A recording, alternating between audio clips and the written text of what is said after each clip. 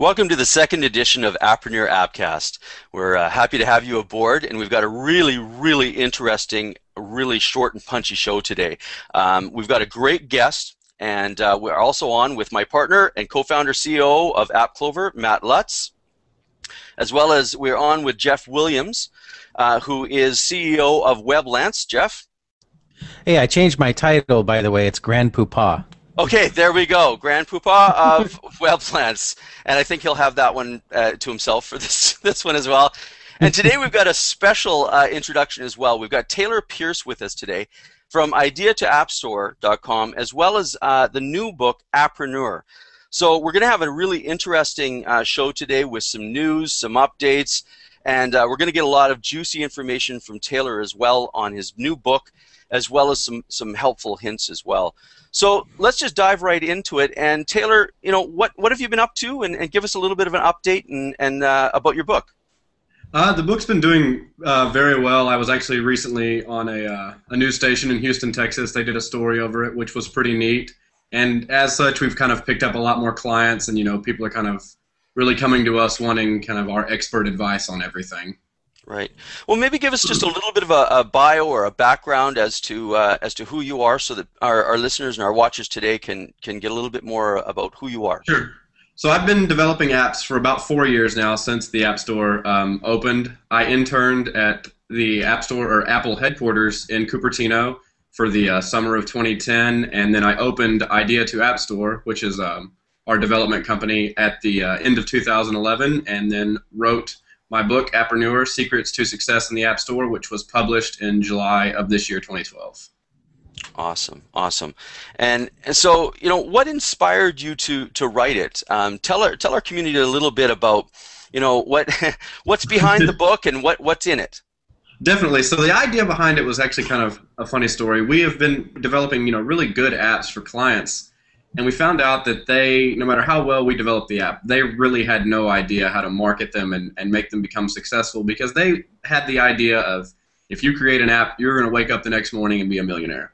Which, without the, you know, the right knowledge and go-to information, that's not going to happen. I mean, you realistically probably won't even break even. So I decided to put together a small little manuscript to kind of give to my clients to kind of, you know, push them in the right direction.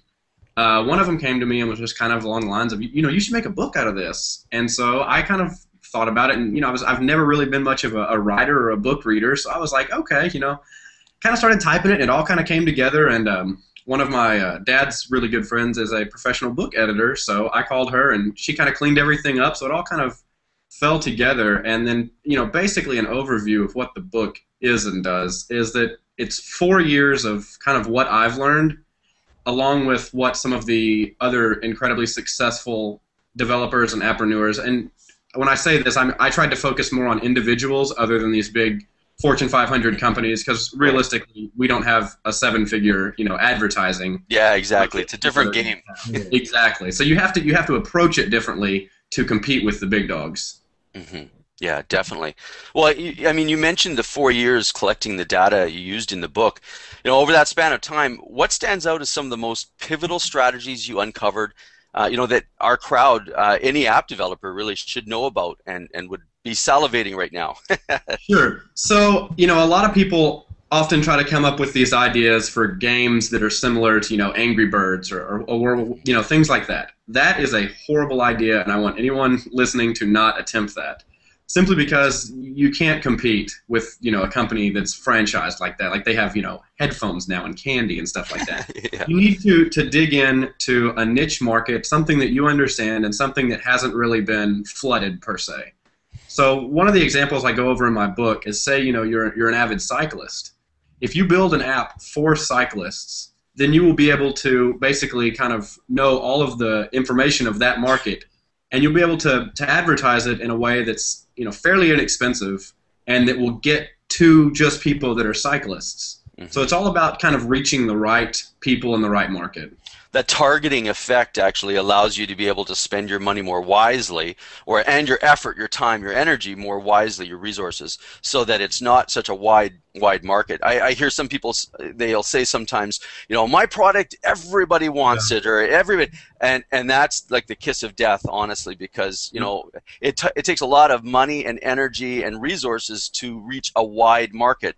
Whereas if you have, like you were mentioning, your cycling, you have that niche or that community that stands up and says, hey, we're interested in that subject. And there's usually very easy or simple ways to be able to get into that, whether it's newsletters or magazines or other types of joint ventures that you can create with these people. Very, very good point. And like Taylor said, like unless you're dealing with like a Coca-Cola or a McDonald's type budget, you know, for your advertising, there's not a lot you can do. You can't cast that big of a net and just hope to, you know, like you said, I've heard it a million times too, and it's marketing fundamentals, right? Like when people say, this product's for everyone. Yeah, but you can't talk to everyone at once. Like that costs a lot of money, you know, unless you're one of the big boys, you can't do it. And you just have to really, really kind of, you know, chisel down and get targeted focus and just laser focus on your niche and figure out exactly who it is you're talking to. Yeah, well, and by doing that, just to add, it allows you to be able to also find out the hangouts of that niche, of those people, right? So you have a real, like cyclists, let's go back to that again, cyclists, then you can go, okay, where are these people hanging out, what do they read, what do they watch, you know, all that kind of stuff that surrounds that community, so that then you can actually start thinking about where to put your message and how to be able to approach them. Exactly. You know, so, you know, what are a few highlighted development, promotion, advertising strategies that you cover in this book that readers will learn by reading it, but that will whet their appetites, give them, you know, a great sense of why they need to read this book? Maybe you can just give us a few teasers with a little bit of meat. Sure. So, you know, a lot of people, when they think of advertising, they think of the banners you see up in the top of the corner of every website you go to. Realistically, for apps, that's not the way you want to go. You need to have a very kind of a unique advertising scheme that's going to really interest people, because not only do they have to go from like the website to the app store, you really want to build something that's going to make them have to buy it. Like, I need this now. So one thing that I've done, and this is something along the lines of specialty applications, is the power of YouTube. People all over YouTube now will post anything and everything, and, you know, they'll get hundreds of thousands of views and become, you know, little celebrities. So what I like to do is, you know, say we'll go back to our cycling app. I like to find people that are, you know, well-known cyclists and basically go to them and be like, hey, you know, I've got an app. Talk to them about it. Let them see what they think. If they like it, be like, listen, can we throw each other some business? I'll be happy to put some of your, you know, videos and content in the application if you'll talk about my app, you know, my app on your YouTube channel and stuff like that. A lot of the times you can form a partnership right there and not spend a single penny and have ridiculous returns. We did this with one of our specialty apps, and it broke Apple's top 200 US overall within a day of doing this. So we went from making, you know, a couple $100 a day to thousands a day, and with spending zero money. Yeah, let's dive into that. Sorry, Matt. I was just going to say, you're talking to the right guy. Like, Len has basically built his entire career on putting together JV deals and stuff, so I'll totally let you talk to this. Well, yeah, I mean, it's great, Taylor, because that is something that hasn't really been talked a lot about in the app community, and yet I really believe it's you know, the best kept secret as to how to grow very quickly with little resources. By reaching out within that community, and let's use the cycling one again. By reaching out within that cycling community, you can get endorsements, testimonials, you can get access to their newsletter. You know, if they have a newsletter on cycling and you have a cycling app, those people in that newsletter are a perfect market for your app. So, you know, do a cross promotion in where, you know, you may be able to you know, provide value to them in some way, shape, and form by exposure on the app, putting them into an advertisement, that type of idea, or if you have a website, putting their stuff on there, or, you know, whatever you can think of doing benefit-wise. But what you're getting from them is exposure to that newsletter, which is huge. I mean, thousands of people could be on that newsletter that are all cyclists. Well, and the other added benefit is, like you said, Taylor, if it's a name that's recognizable and stuff, just the SEO weight alone, like that juice of their keywords, like especially if you're talking to someone like huge, like a Lance Armstrong or whatever, you know, like you're going to pick up just a huge amount of traffic based off of that alone. Well, and and that's, another, oh, go ahead, Ted. Sorry. another untapped gold mine with what you guys are talking about are these affiliate programs. Mm-hmm. So say you've got, a cycling, a frame company for bicycles. They may come to you and say, hey, we want to, target your users, offer them a discount. We'll give you, a percentage of the frames you sell through your app.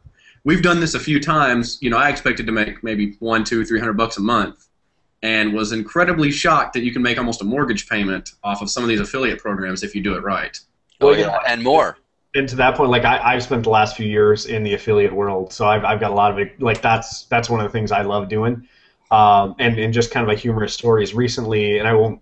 We basically are part of an affiliate program and signing people up under us to for a service that's an app related service, and we just weren't paying attention to it. And I checked in on it last month, and I was like, oh, talk about a mortgage payment. I was like, that's cool. We weren't even paying attention. And just by organically people, signing up under us and clicking our link and signing up and using the service, we're generating, a good passive income off of that. So that's a great revenue stream. And like, it's one that doesn't take a lot of effort, like at all. They're already doing the app, right? You might as well just integrate as many of these revenue streams as possible. So that's a really good thing. And again, Taylor, you're right. Like, people aren't talking about it. Like, they're just not doing it, and they should be, because they're just leaving money on the table. Exactly, and it's something that you can really do with free applications. Like, people, when they think of free apps, they basically think the only way to monetize them is in-app purchase or ads. And that couldn't be further from the truth. We had a free application that was basically utilize these affiliate programs, and it outsold a couple of the same things that were paid versions. So it's a completely new, market that not a lot of people have figured out. Yeah, I agree with you totally. Let's just go a little deeper in that, Taylor, and you've got a few examples. Are there any other examples that you can maybe think of expressing this point to people to give them an idea of how to maybe go out and set these up? We've covered targeting, really important. Make sure that they're obviously, whatever they do, they've captured and have a trusted relationship with your audience, the same people that would be using your app. So whether that's pranks, whether that's cycling, whether that's diet, whatever it is, there are people that already have an audience that are listening to them. So that's what you want to do, is to be able to form an alliance with them and have them endorse your product to that list or to that audience. So Taylor, can we dive a little deeper into it and maybe give them another example and talk a little bit more about the affiliate stuff as well? Right, and some of the other, affiliate programs, when you're starting out, if you're starting small, they may not be able to allow you, these 10 or 20% revenue returns. Don't worry about that. It's not an issue, because they will be willing to do Facebook shout-outs, the newsletter you were talking about, Twitter shout-outs, stuff like that. I did a few things like this with my book. I basically just had, companies with information in there that I used, and I just reached out to them and was like, hey, I used, kind of your information in my book. Would you be cool, sending a Twitter blast or whatever? And next thing I knew, the day the book went out, I had about 800,000 people hearing about it, and I didn't pay a penny. Mm-hmm. Yeah. And it's a very powerful thing. Joint ventures, alliances, they've been called many, many different things, but that resource sharing in that way and cross promotion is absolutely huge. I mean, we at AppClover, we do that quite a bit, and it buys us a lot of exposure that we're not really paying for. It's relationship exposure, which is huge. And for a small indie developer or an appreneur that has they're building their network of apps and they've got some apps out, reach out to other app developers as well and create other networks. Join forces with others, because I mean, I really it's an acronym type thing that they say, team together everybody achieves more, and it's kind of silly in some ways, but the joint venture side of things, it's really true. I mean, you gain what's called leverage, which in leverage you do little and you actually have the energy or the force that you have with it is quite a lot more. Like the mortgage on your house is a leverage point. You pay a little and you actually are able to capture a lot of value. So it's the same way within joint ventures and alliances, is you're capturing huge value because these other people have spent time in building up their audience and their trust and relationship with this audience. So for you to come in, tap them on the shoulder and say, hey, can you endorse my product, or do a review of my app to your audience. And I'm sure your audience would love my app, and if it's a paid one, I can kick you back some. If it's not, we can figure out another deal. That can actually buy you a huge amount of promotion and exposure for no cost. And and the other thing too, to keep in mind too, is you do that JV once, and if you're building a network of apps, you've got all those people in your network that you can later on, advertise all your other apps to, and get them into those as well. So I mean, that's huge. It's like you do a JV with a person once, and then you've got their traffic, their list, and you don't have to necessarily do it again with them, but you're getting the benefit of exposing all of their list to all of your other apps as well. So I mean, it just kind of keeps growing and growing in that way. And the one secret that I can give everybody about this and about building relationships, I've been doing it for over 22 years. I've done every type of joint venture you can possibly think of, and it's about relationships. And really, how do you want to be treated? Turn around and treat the other person that way first. If you serve first in ways and be able to create the friendship that's there, show your value of what you can do for them, you have no problem with them coming back and wanting to do for you. And that's really my way of doing it. It's a lot easier, I feel, than having to ask people over and over and prod them into doing stuff. I just go ahead and do something for them. First, I sent a lead as an example to one of the partners that we're just bringing on for content for AppClover this week, and we couldn't do anything with it, so I threw it to him, and it's going to be tens of thousands of dollars for this person. Now, do you think that when I ask him to mail out or to announce us to his list, there's going to be a problem? No, there won't be, because we've already served first. So that's what I found to be really, really valuable.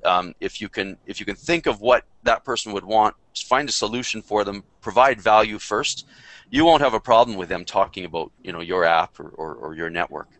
So Taylor, you've been in this landscape for a while. I mean, you interns at Apple, so I mean, you've got some great experience that you've been around. How has the app landscape changed since you first entered into it, and where do you see it heading in the next, say, 6 months?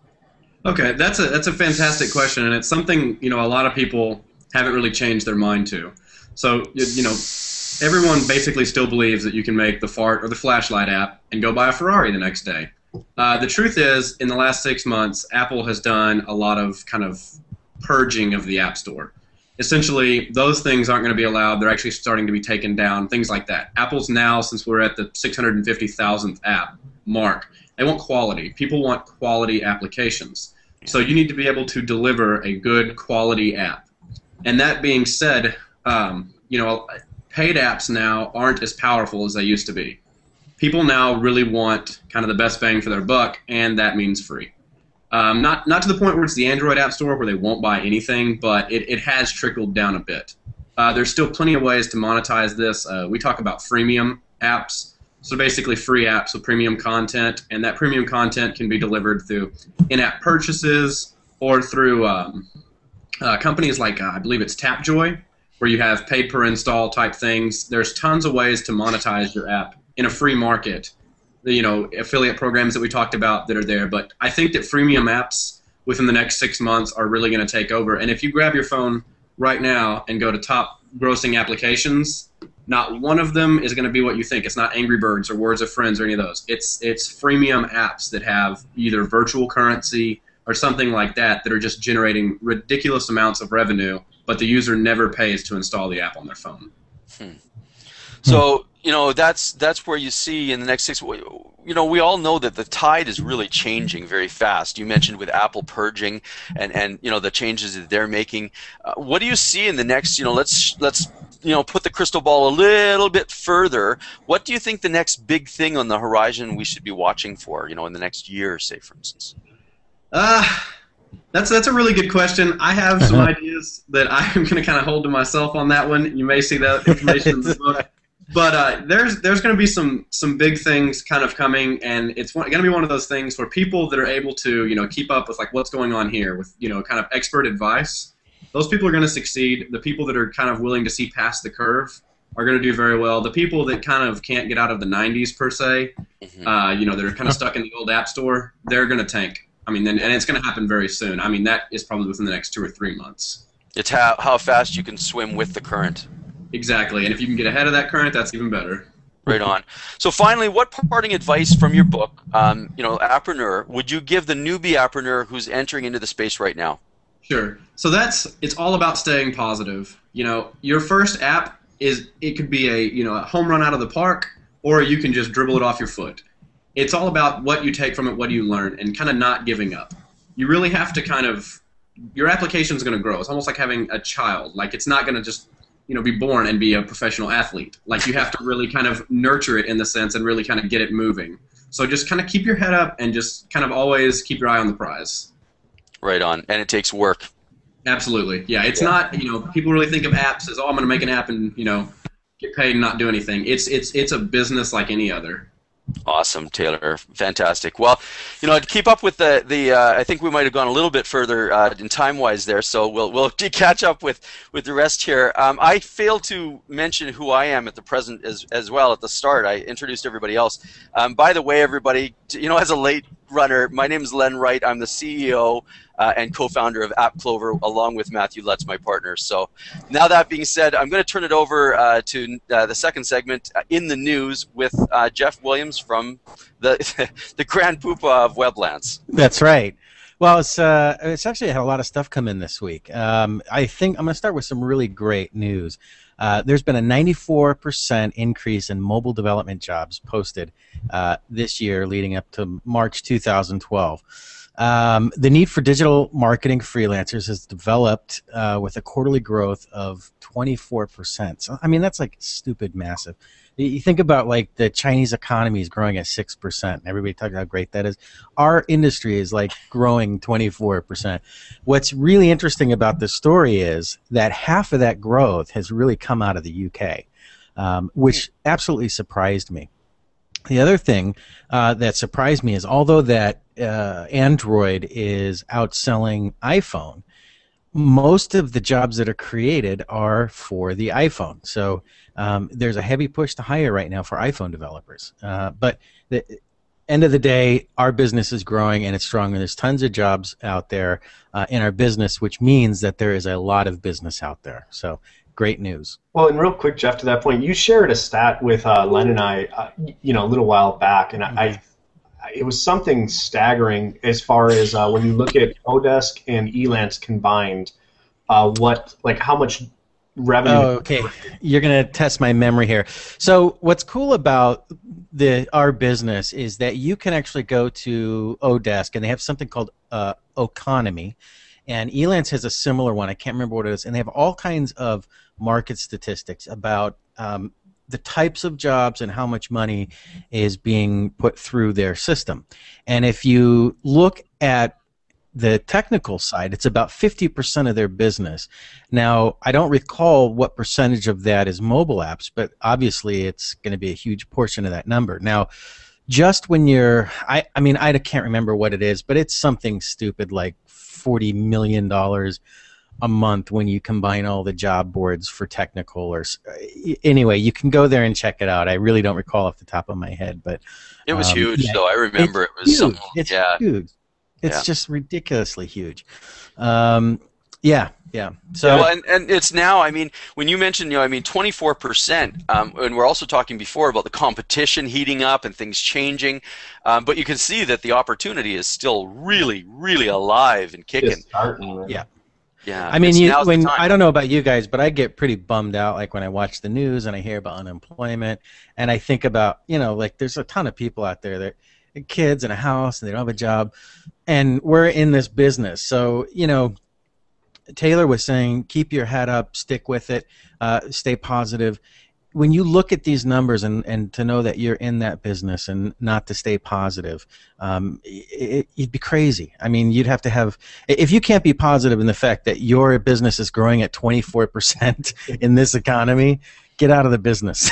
You know, I'm going to give a plug to someone that's not here because it's a book that I highly, highly recommend, and I've read it a couple times, and I've met him, the author and all that stuff, and I've seen him speak, and his name's Peter Diamandis, and he wrote a book called Abundance. And if you at all feel like, you know, the headlines are weighing you down as far as what you see on the news every day about the economy and everything, yeah, don't get me wrong, we're in a shite state of affairs, like I get that, but you know, you read this book and you'll walk away so much more optimistic, and it'll change your paradigm of thinking as far as what you can actually do and where opportunity actually lies. It's just a matter of expanding your thinking and looking at things a different way. Like, and everyone knows, like every entrepreneur or appreneur, if you will, knows that on the flip side of every single hurdle or issue or problem lies opportunity. And it's just a matter of switching the way you think. And this industry is, you know, completely, I think, evident of that. Well, and it's something that I always remember, too. During the Great Depression, there were more millionaires made than any other time in that history. So, you know, it can be a real heavy subject by far, but at the same time, we've got to look at you know, the things. There's a big change going on, and the mobile. I really think that the whole mobile thing is really at the lead of that change and that switch. Do I know where it's really going? No, but there definitely is change going. Well, like Taylor said, just to bring it back to him real quick, is you know, you can't just, oh wow, my thought completely left my head. That's amazing. Taylor, did he give the thought to you? I did not receive it. No, I totally forgot what I was going to say. It was basically about the industry and where it's going, and you can't. That's what it was. Okay. The whole idea that you just go into it thinking you're going to get a Ferrari by throwing an app up there is you need mentorship. You need to consume as much information as possible. You need to educate yourself as much as possible. Totally redeemed myself. Yeah, there you go. Right there you go. All right. Next story. Galaxy has a new Galaxy tablet is out, and you know, again, not a big news story, but I always like to talk about the news stories where there's opportunity. It has a pen. A pen. How is this an opportunity? Well, we can have different types of games, maybe games that are not released yet that use pens. Maybe some games are funner when you use a pen. So anyway, I haven't seen the tablet yet. I want to check it out, but that's something to look at if you're in the Android space. I'm going to keep it moving right along to the next story. This has been, probably for the last 2 weeks really, been lighting up on all the blogs about piracy from China and how that's hurting the developers' bottom line. They are pretty much copying, as they always do, everything that is, you know, released in America. And we're not talking just versions for China. They're actually releasing these back into the market. And this has become a real problem for Google. So, you know, already we have a market, Taylor mentioned this earlier, that people just don't want to spend money in Google Play. Whereas in the iPhone, iTunes, they will spend that. And when you throw in this complication of having all of these pirated apps there, if you are an Android developer, you know, what can you do to protect yourself? What are some of the things that you can? And I did some research on this, and there ain't a whole lot you can do. You just have to accept the fact that when people copy you and imitate you, it's the highest form of flattery. Yeah, right. You know, I was thinking today, if they like with this lawsuit between Apple and Samsung, well, I have a Galaxy and I love it. It's a big screen. I liked it better than my iPhone, and I'm thinking, you know, I have absolutely no problem with the fact that they copied iPhone because I like it better. It's only when they make stuff that I don't like better that I think they should probably, you know, lose a lawsuit. So they don't. So when they don't improve or make it better, exactly. Yeah. When you make a bad copy, you should be, you know, go to jail or get sued or something. All right. I love this. FTC, they are accusing Facebook of misleading developers. So last week we had this story about how they opened up their app marketplace to the whole world, and they're already under investigation. What they did was they told everybody that they'll verify apps, that they're safe, that you know, there's no malware and their privacy is protected, and they didn't. It's just something that you got, and they didn't do anything about it. So the FTC is saying, no, that's not right.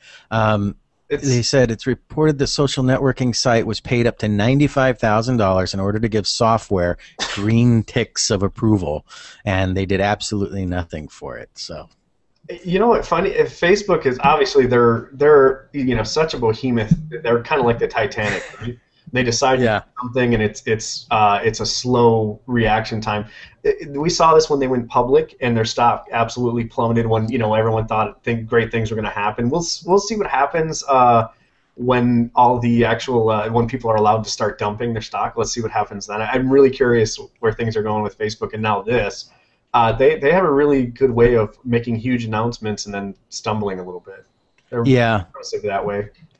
But on this one, it's about them sort of selling nothing, and after I watched that movie about so was them going public. Yeah. What was the guy's name that owns Facebook? How come I can't remember? Mark that? Zuckerberg. Yeah. After I saw the movie about Mark, and I'm reading this, and I'm going, the guy I saw in that movie would do something like this. Maybe that movie wasn't so bad. Maybe it really is like that. So I don't know how it plays out. Sorry, Mark. I don't know you. Let's see. Okay, so. Just another quick announcement about Jelly Bean that you want to get updated with. Google posted some style guidelines for developers. If you are making an app for your new new Android app, you want to make sure that it doesn't look like anything that came from Windows. Don't use Windows buttons. Don't use Windows anything. They will not approve it. So that seems to be the general theme. Again, Taylor was talking about quality over quantity, and I think that's not only true for iPhone, but that's going to be true for Android, and it's going to be true for Windows. They're really protecting their platforms, the user experience, the buttons. Well, as a design guy, I would never do that anyway, because Windows design and interfaces are usually horrific. Tell me about it. I know. I can't stand them. All right, yeah. I mean, glossy buttons. Don't you hate it when you hire a developer and they send you something and it has a glossy button on it? Doesn't that make you want to just, instantly you made a bad hire? So, all right, well, that's the news this week, guys. All right, cool. Well, just to keep things moving along then, I think we kind of went a little longer than we planned on. Taylor, I just want to bring it back to you and ask you a couple of quick follow-up questions and just kind of tie back to maybe your book a little bit.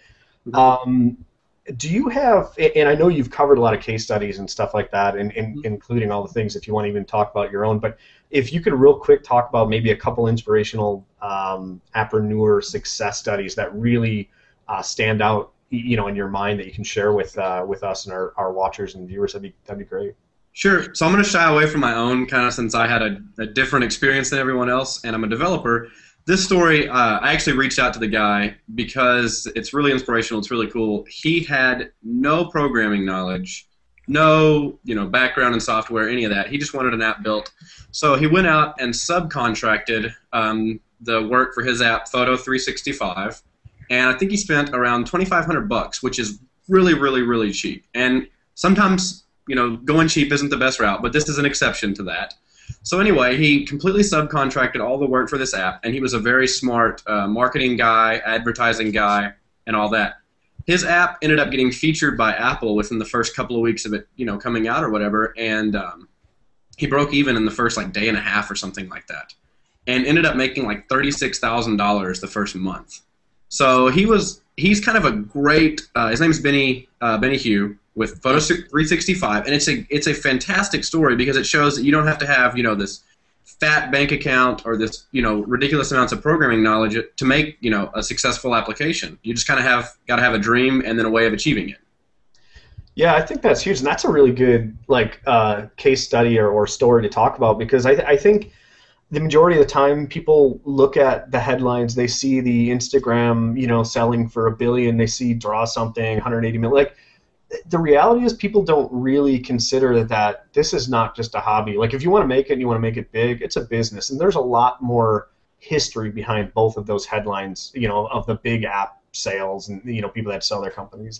Oh yes, I mean absolutely. These, in my opinion, it's a fantastic business, but it's very cutthroat. It has its ups and its downs, and you kind of got to be ready to roll with the punches and really kind of dig in because it's not as easy as everyone thinks. If you're willing to work really hard at it, then you will definitely succeed. But if you think that my app's in the App Store, time to kick my feet up and, you know, have a beer and get paid, that's just not going to happen. No. Yeah, and I think that's huge. And what you said is the exact key right there. This is a business. It's not a hobby. It's not a get-rich-quick scheme. It's not any of that stuff. If you attack it and you approach it like a business and you dedicate your time to it and all that stuff, like this isn't something you can just. There are like, you know, this is not a 4-hour work week type thing. When you're building any, you know, once you get things on automation and stuff like that, if then you want to check out and just kind of keep things running, sure. But you need to have, you know, 100 apps in the store before you can get to that level, and where it's just monitoring and collecting paycheck. In the meantime, you're gonna have to work your ass off, and you're gonna have to put in the time, you know, the blood, sweat, and tears like that.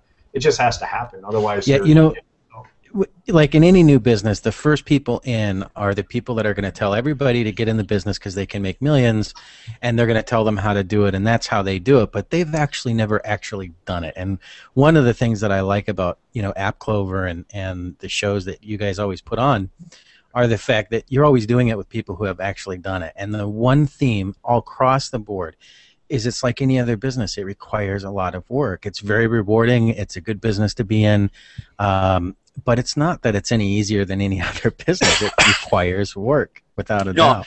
You're right, Jeff. And you know, the one thing I tell people all the time is, you know, it's not easier, but you do have a little bit of, well, actually more than a little bit of help with, as we go back to that 24% increase in that wave, that current that's going and running.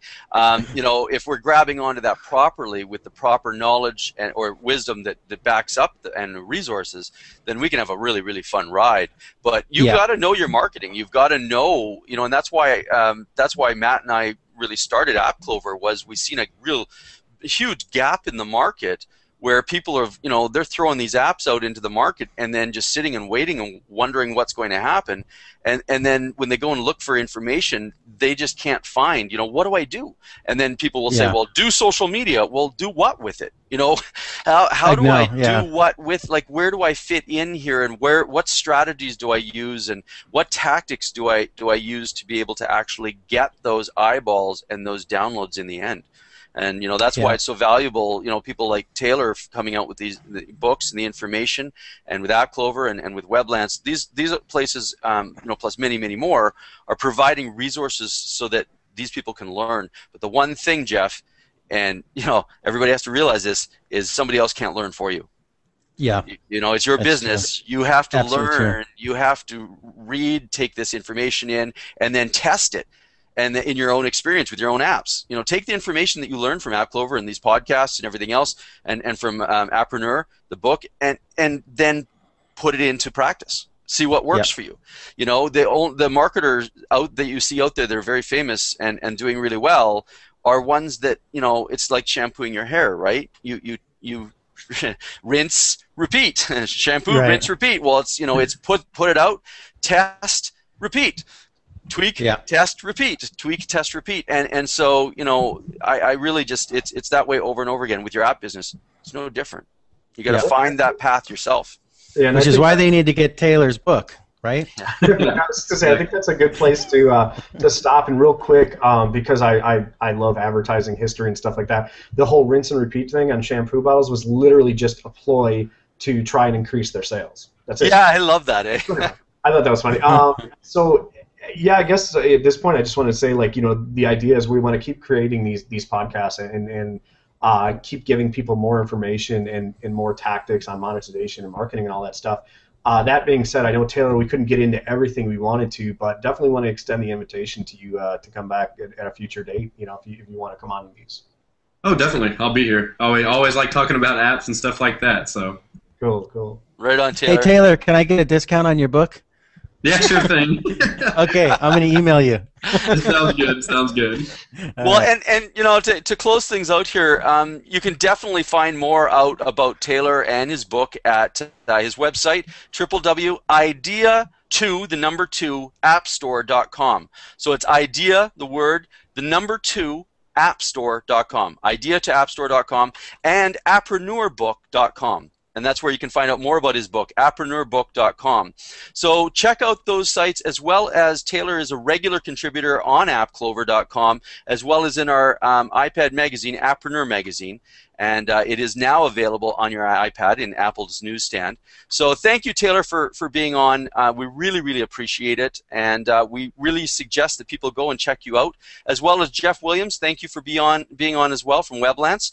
And the special offer for the AppClover community is still good. And if you sign up for beta on Weblance.com, you're going to get premium membership free. It's roughly a $240 savings. So go to Weblance.com and find out more about that. And of course, last but definitely not least, definitely stay tuned with AppClover.com. Check out what we're doing also with AppreneurMagazine.com as well. We're just getting ready actually to launch our second issue of that as well, jam-packed with a ton of exclusive information that you can only get in AppreneurMagazine.com. Sorry, I just have to interrupt you right there. I know we're running long, but I did look at your magazine for the first time last week, and it is unbelievable. I mean, this thing is as well put together as FHM magazine, right? Because that's the only one I read, so all I can compare it to. But it is really good looking. You can make that interruption anytime you want. Don't apologize. Okay. Well, really appreciate that. That was a welcome interruption there, Jeff. Thank you. You know, and that's really what we're doing at AppClover, is trying to be able to give, deliver as much value as possible. So make sure we stay tuned. We've got a ton of announcements coming out in the next while that you're going to definitely want to hear about in the app world. So with that, we really thank you for being on again, and we will continue with these podcasts, so make sure that you stay tuned with us ongoing. Again, this is Len Wright, CEO and co-founder of AppClover.com, and we thank you for being with us.